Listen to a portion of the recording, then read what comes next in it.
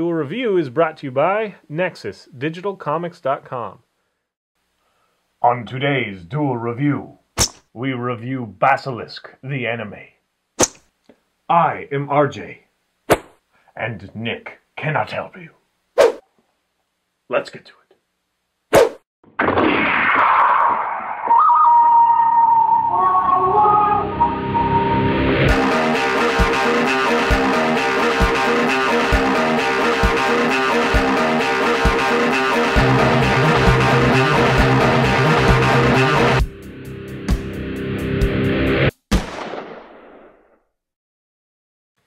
Welcome to another episode of Duel Review. Today we're doing Basilisk, the animated series made by Gonzo in 2005.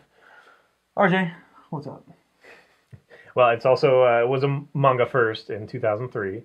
And, okay, so the story, as we mentioned in Shinobi, based off the Koga Ninja Scrolls, and it's a 16th century, late 16th century, and the Hattori Hanzo has basically forced a no hostilities act between the Iga and the Koga, and then two ninja clans that are very powerful and fierce, and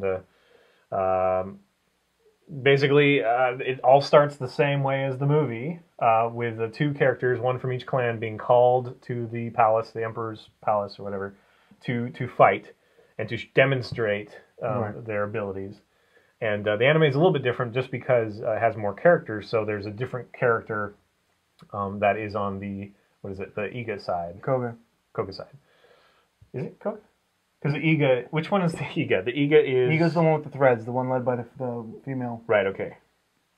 Okay. All right, and yeah, the anime basically is just like the movie, except for it goes further. There's more warring between the clans, there's more ninjas, there's 10 on each side. And we won't rattle off all of the names. Maybe we'll talk to them. But that's my one obstacle to overcome, I think, is getting all the names straight and understanding which side you're on at any one point. Like, it's not so bad once I've seen the entire anime. Right. Now I figure out, oh yeah, I remember Jubei is, is a Koga and, whatever. But at first I can remember completely being like, okay, there's like 3 characters here. I don't know who they are. And which are they? Are they Koga? So... Anyway, it follows these ninja clans. Basically, right away, the No Hostilities Act is broken so that the ninja clans will war to determine, quote unquote, the Emperor says, to determine, the winner, and he will help the Empire and yada, yada, yada. But really, we know that they're just pitting these two against each other to wipe out the entire clan. Yeah, to kill them off. So these 10, it's written down on a scroll. 5 for each side, or no, 10 for each side. 10 for each side, so 20 altogether. The Iga get their scroll stolen. No, it's Koga gets their scroll stolen. Correct? Anyway, the Iga have a leg up on the Koga, and well, yeah, that sounds right. I think the Iga stole it from Koga because that's the Iga clan all over. Yeah, Iga has a leg up on the Koga, and I think the first third of the anime, the Koga doesn't even really know that war has been declared between the two clans, that the No Hostilities Act has been dissolved. And so there's this good tension between knowing that the Iga are preparing to slaughter the Koga, and the Koga not knowing, and they're bound by this Hostilities Act as far as they know, and so they're trying to be diplomatic, but they still really want to fight. They're basically, these two ninja clans have been rivals for whatever, thousands of years or whatever it is. And the characters are very interesting. They're all over the place. Each one has a very distinct talent, except for when you come to some of the women. I guess they have all very similar talents, and that's because they're based off of the same legendary Japanese demon, I guess. That uses sex and love to destroy, to suck life out of and all that stuff. Well, if you're going to die. That's a good way to go. Anyway, so it's a kind of familiar, because, Ninja Scrolls is kind of like this too. And then, of course, the movie, and it's Japanese lore, and we're getting to know more about that. What's your take on this? What speaks to you about Basilisk? Well, I like it, I do, and for me, I watched Shinobi before I watched Basilisk, and so it was it was too much, I think, in my opinion, only because I watched Shinobi first and I fell in love with Shinobi, and that was a complete story in it of itself. Um, but this one, I definitely like the uniqueness of the characters and their abilities. You know, it's like essentially Japanese superheroes. You know, it's like each one has their own power, Right. and you know you pit them up against opponents with similar or completely contrasting powers and see how Right. they fare. Very good comparison there because they're basically like mutants. I mean, you know, one of them's kind of a spider, and he Yeah. can do webs cool with his and saliva, freaky. and he can, you know, spit gobs of sticky stuff and whatever, and he can lube his hands to walk on his own web, and Yeah, I mean, they okay. really thought really clearly with all this stuff. Then there's, you know, one that can control butterflies and a snake and all that stuff. And then there's one that, you know, whatever. There's all these different. They're just like mutant powers, and it is interesting to see them pit against each other. Although a lot of them square up and then are, you know, defeated. I mean, they don't have a chance to really like a Jubei. You know, he's the serpent guy. He reads the stars, and he's the serpent. Basically, he has no limbs, but he has learned and adapt, so he can actually propel himself pretty quickly through these scales and whatnot. Anyway, you know, he has a deadly secret, and someone discovers that secret, and basically he's dead. He's put to death. So, but you have to do that. You have to start shedding these characters because there's so many of them. There's 10 on each side. Right. And then plus, you know, the Hattori Hanzo and the Emperor and all those people. Well, let's talk about the main characters. Is it still Jinosuke and Oboro? Yeah. Oboro, yeah. What is their dynamic? You're just asking me this because of the romance thing. Basically, before Jinosuke and Oboro, their grandparents, right? Are they grandparents or are they father and mother? I think they're grandparents. Yeah, I think they're grandparents. Which makes you wonder what happened to the parents. Grandparents basically, I don't know, never explained. The grandparents are basically, they had a relationship between the two when it was completely outlawed. It was not supposed to be. Mm-hmm.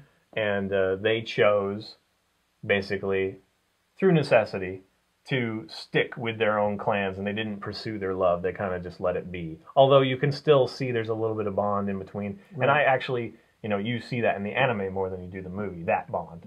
Well, you felt it in the movie. Right. I'm sorry, let's not get into that. Now it's Oboro and Jinosuke. Right. And they are basically following suit as their grandparents, but they are resolved to make a difference and to, you know, wed and join the clans. And basically joining the clans is a way to unite. I think they should join the clans. That would be awesome to have, you know, all the secrets of one. And then they can take over the world. And then they can take over the world. Because they got all the ninjas. But there's so much hostility between the two clans, right. And they're the only ones that are okay with, you know, putting that aside. Everybody else, even though that, you know, they beg and plea with them, you know, please give them a chance and whatever, they're always plotting against each other. And I think Jinosuke's side, the Kogas, are a little bit more receptive to it. They seem a little nicer. Igas are pretty ruthless. Well, see, that's something else that I wanted to bring up. I think because Iga is led by a female clan leader, the female feels more need to be, you know, domineering, more ruthless, to kind of counteract the strength of the man, I guess, in the Koga clan. But Oboro's not like that at all. But her mother, I mean, her grandmother is. Certainly was. Grandmother certainly was. But I guess maybe that's, I mean, Tenzin is the other really strong character in the Iga clan. And he is semi-immortal. Right. And he's been around for a long time. And so maybe immediately he kind of steps up and he tries to control the situation. And in the anime, he actually tries to, rape Oboro, doesn't he? Yeah. I mean, he tries to go after her. And if I have one downside, it's that I never like rape in anything. Yeah, really. And there's a couple of rape scenes in Basilisk, so just be prepared for that. They're not very long or terribly graphic, but it's a little off-putting. It is. It's a little bit more accepted in Japan, so we have to face that every once in a while. But anyway, And it's probably in Ninja Koga Scrolls, or at least some of it. Yeah, probably. I mean, whatever. I haven't read that book. I really should. Yeah, we should. We should review that. But anyway, I'll go get it today. So I guess what you're saying is, you know, the woman is very domineering, but as soon as they get Oboro, who's a little softer, Tenzin kind of steps up and tries to manipulate the situation. And, in fact, Oboro is actually kept in the dark as well as the Koga about their the no hostilities act being lifted. Because if they tell her, then she's going to want to tell Inosuke, you're right, and make peace and all this stuff. And they just want to have it out. It's been too long for them. And I guess that makes sense. You know, you've been training your whole life. I was just about to say that. There's nothing to do. It's just like the samurai. It's a good, even though this is ninja, but it's just like the Ronin. Yeah. They have nothing to do, and they're only good for war. At least that's what they feel. And, right. And so if that is your purpose in life, you should be doing it. Okay. What did you think of the visuals? You mean the art style, or the art style? How they came about, the conflicts and stuff. I didn't have any problem with them. I liked them all. I can't remember anything that took me out, or the only thing I don't like, and it's just a nitpicky thing, is Tenzin has this weird pointy hair that I don't connect with. In fact, the movie, I like Tenzin's hair much better. Right. It's this gray, long hair, and that makes sense for a 1,000-year-old character, But anyway, no, I thought it was good. It's a very kind of visceral style, I think. They do a lot of the veins and the squinty eyes and stuff like that. But I love the threads, like at the beginning. The beginning fight it's enough to get you to watch. Is it the second episode or the first episode? I think it's the first episode. It really sets the tone for the whole anime. Right. And it's pretty fast-paced. There's only a couple episodes that might not have a big battle of some sort. But the manipulation behind it, and I just think it's Shinobi to the nth degree, like explained even more. I think it just allows more time to have more fun with these characters before they're gone. And I'm not saying Shinobi's bad. I can see that. I understand that. Yeah, it's just fun. This is a fun world, and I wanted to spend as much time as possible. I think there's 7 DVDs, so that probably makes it 21, 22 episodes or something like that. 24, I think. Yeah, 20 in the 20s. I guess they're usually 24, 26. Yeah. So it's not too terribly long, but it feels longer than it is, but in a good way, I think. It has a lot of story to it. It does have a lot of story. Sometimes it goes into backstories that you necessarily don't care about. Yeah, another ninja clan. Yeah. It's not ever fleshed out, but maybe if you read the book, it would make a lot more sense. I guess. Anyway, this is another good example of an anime, and you should check it out. This is a little faster paced. There's a lot less humor than, say, Desert Punk. Right. So be prepared for that, but it is a good anime. Especially if you like fight scenes. Yeah. So watch Shinobi first, and then... Shinobi Heart Under Blade. Heart Under Blade. All right. That's it. See you guys tomorrow. Oh, first shot! First shot! If I can knock it off. No. All right. See ya.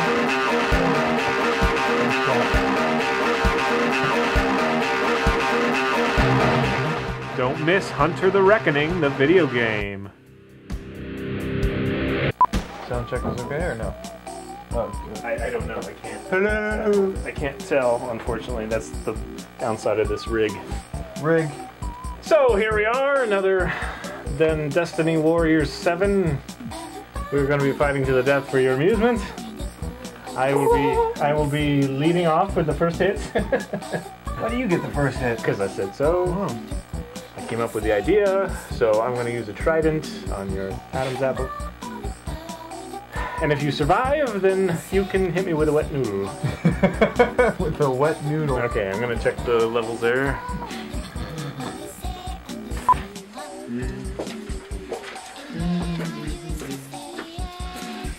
Alright, so this is both at Unity Gain and with mic padding. I still can't see the levels hardly at all, but judged on that last one, it should be fairly close. What do you think, Nick? I think that you're the guy who knows what he's doing, so you can just ignore what I have to say altogether. Alright, one more test. Check 1, check 2.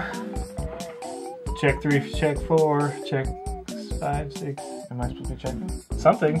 Oh, I'm sorry. Every time I try and speak, you cut me off. What was that? Every That's time. enough.